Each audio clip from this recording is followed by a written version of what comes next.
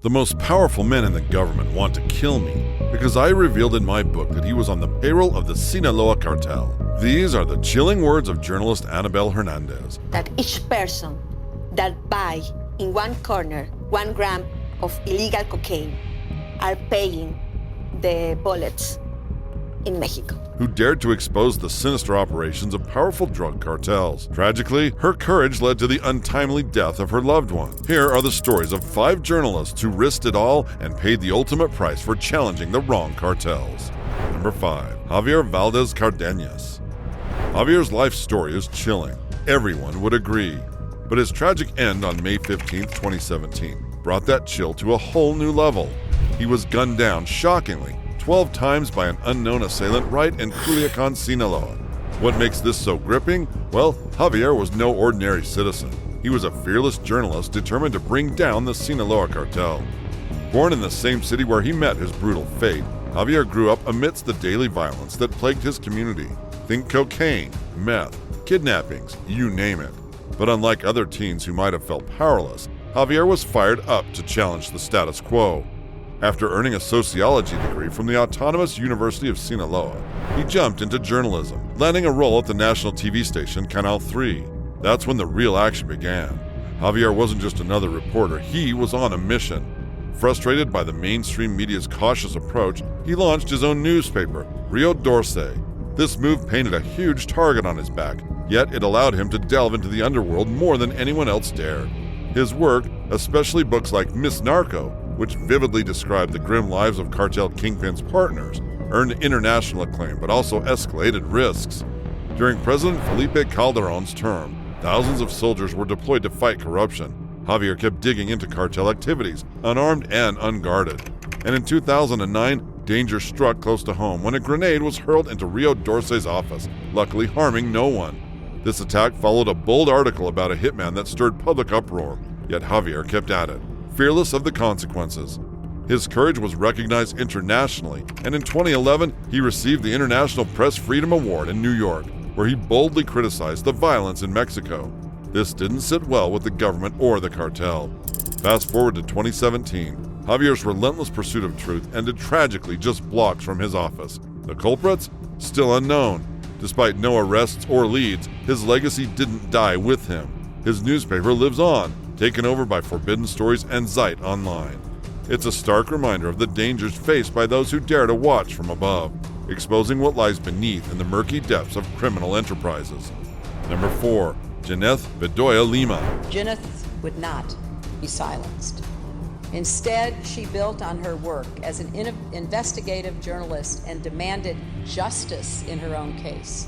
Janeth Bedoya Lima stood bravely, accepting an award and voicing out for the victims of sexual violence in Colombia, making her a champion for all women and girls. But that public moment is just the tip of the iceberg in Bedoya's turbulent story. Dive deeper, you'll find a tale of a woman who faced not just one, but 2 horrifying ordeals: kidnapping, rape, and torture. Back in 2000, at the age of 26, while working at Bogota Daily alongside Ignacio Gomez, Bedoya dove into the heart of Colombia's war against terrorism. She was investigating arms dealings involving state officials and a notorious paramilitary group, the United Self-Defense Forces of Colombia. Her reporting led her to The Baker, a convicted killer who promised her a scoop inside La Modelo prison. She arrived with an editor and a photographer, but in a chilling twist, they momentarily stepped away, and in that brief window, Bedoya vanished without a trace. No screams, no struggle, nothing. Later, Bedoya revealed a terrifying encounter inside the prison. A man with a glaring scar and shiny shoes, a gun casually pressed below her waist, leading her out while the wardens turned a blind eye. Outside, she was brutally beaten and assaulted by a group who chillingly reminded her, "Pay attention. We're sending a message to the press in Colombia." After their brutal message was delivered, they discarded her like trash beside the road, where she was later found barely alive. One might think such horror would break a person, but Bedoya, channeling the relentless spirit of Vincent van Gogh, poured her soul into her work, perhaps losing a piece of herself in the process. She didn't retreat. Instead, she pressed even harder on her quest for truth, which tragically led to another abduction. Fast forward to 2001, now a key reporter for El Tiempo, covering law enforcement and the ongoing war among the FARC guerrillas, paramilitary groups, and the government. Despite international acclaim and assurances of safety from both paramilitary and guerrilla leaders, these were mere lures into another trap. In 2003, in Puerto Alvira, a town ensnared by FARC and turned into a narcotics hub, Bedoya was kidnapped again. This time, she and her team were stripped of their belongings and forbidden contact with the locals, who, defying orders, supported them secretly. Alerted to their plight, a senior FARC commander intervened, securing her release and apologizing for the ordeal, a testament to Bedoya's influence and the precarious respect she commanded. Bedoya's resilience in the face of such adversity not only made her a household name in Colombia, but also a formidable figure in journalism worldwide, celebrated for her courage and integrity in a nation still grappling with the shadows of violence and corruption. Number 3. Rodolfo Rincon Taracena. Rodolfo's story is a chilling reminder of the dangers journalists face. He's now among the many who've paid the ultimate price for standing up to the cartels in Mexico. What sets his case apart is the involvement of Los Zetas, a cartel notorious for steering clear of targeting journalists, until Rodolfo. On a grim day, January 20th, 2007, it's alleged that 5 members of Los Zetas abducted Rodolfo. The details that follow are nothing short of horrifying. He was tortured, mutilated, and his body was ultimately burned in Tabasco, Mexico. His investigative work for the newspaper Tabasco Hoy, where he was known for his blunt and direct reporting style, apparently marked him. Let's dig a bit into who Los Zetas really are. Originating as a faction of the Gulf Cartel, they're infamous for brutal tactics that shock even in the ruthless world of cartel violence. Beheadings, random acts of terror, and a military-like precision in their operations set them apart. They once dominated vast territories in Mexico, rivaling the notorious Sinaloa cartel in reach and ruthlessness. On the day he vanished, Rodolfo called his wife, promising a return home by late afternoon, but that was the last anyone heard from him. He was last seen leaving his office at 8 p.m., working on a story about local bank robbers and extortionists in Villahermosa, Tabasco. Time ticked by. January, February, then March, with no sign of him. The breakthrough came on March 1st, 2010, when state authorities announced that Rodolfo had been kidnapped and murdered by members of Los Zetas as payback for one of his articles. More disturbing details emerged. Suspects confessed to burning his body in a metal barrel with diesel fuel, along with other victims. Yet this confession was all the evidence there was. The case was closed soon after, leaving behind a slew of unanswered questions and a family grappling for closure. Was this a cover-up by local authorities to pacify the media? Why end the investigation without concrete evidence? Stories like Rodolfo's underline the perilous path journalists tread and the dire need for more robust protections for them. Number 2. Enrique Quintanilla. Enrique met a chilling end outside Chihuahua on August 9th, 2006. Found with bruises and lifeless, he had been shot twice, once in the head and once in the back. The infamous Juarez cartel had marked him, but they weren't the only ones with a score to settle. Even a faction of the Mexican government wanted him gone, and the reason is as shocking as it is cruel. Enrique's bold journey began with the launch of his investigative magazine, Dos Caras Una Verdad, 2 sides, 1 truth. After 2 decades as a crime reporter and investigative journalist, he set out in 2005 to peel back the layers on the homicides and drug trafficking plaguing Chihuahua. Commendable, really, considering Chihuahua was akin to a modern-day Gotham City, teeming with crime and corruption. The Juarez cartel, powerful and merciless, dominated this dark landscape, managing billions in drugs flowing into the U.S. and clashing fiercely with the Sinaloa cartel. Amidst this chaos, Enrique,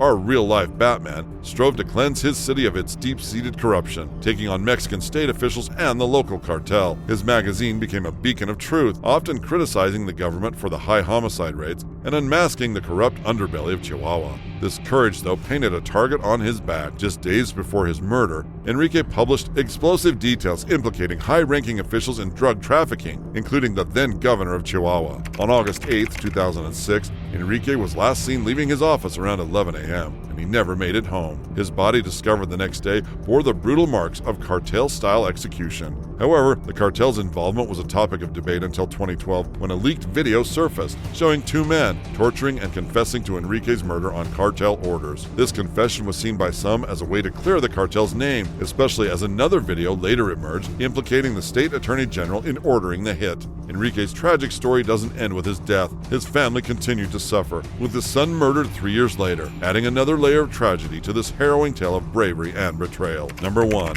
Annabelle Hernandez. It's like something out of a movie, only it's all too real. Annabelle's life turned into a high-stakes thriller when she released a book that blew the lid off some very dangerous secrets. In 2010, she made powerful enemies that wanted her gone. Her book revealed chilling ties between the Sinaloa cartel, the Mexican government, and even parts of the U.S. government. It was a bombshell that painted a target on her back. Born in 1971, Annabelle originally dreamed of becoming a lawyer, but life had other plans. Disheartened by the skewed news coverage of Mexico's drug war, she became a journalist instead, launching her own newspaper at just 21. Her fearless reporting quickly caught the wrong kind of attention. Fast forward to December 5th, 2000, and tragedy strikes. Annabelle's father disappears. His blood-stained shoes are the only trace left in his abandoned car. His body is later found dumped outside Mexico City. This brutal act was a direct message to Annabelle: back off. But backing down wasn't in her nature. She pressed on, exposing more corruption. In 2001, she uncovered how President Vicente Fox squandered public funds on lavish personal expenses, despite his promises of economic restraint. Her most explosive work came in 2010 with Narcoland, the Mexican drug lords and their godfathers. The book, a result of 5 years of research, detailed how the Mexican government and military were enablers in the drug trade, favoring the Sinaloa cartel. She even claimed that the DEA was complicit in illegal drug trafficking into the U.S. The backlash was swift and severe. Death threats came not just from the cartel, but from the government itself. One high-ranking official, Genaro Garcia Luna, was so incensed by her revelations that he allegedly sent assassins to her home. By sheer luck, they missed her. Facing such immense danger, Annabelle knew she had to leave Mexico to protect her family. But even in the face of death threats and exile, her spirit remains unbroken. She's relieved to still be alive, to continue sharing the truth. She knows the risks, but for Annabelle, the truth is worth it, because everyone deserves to know what's really happening.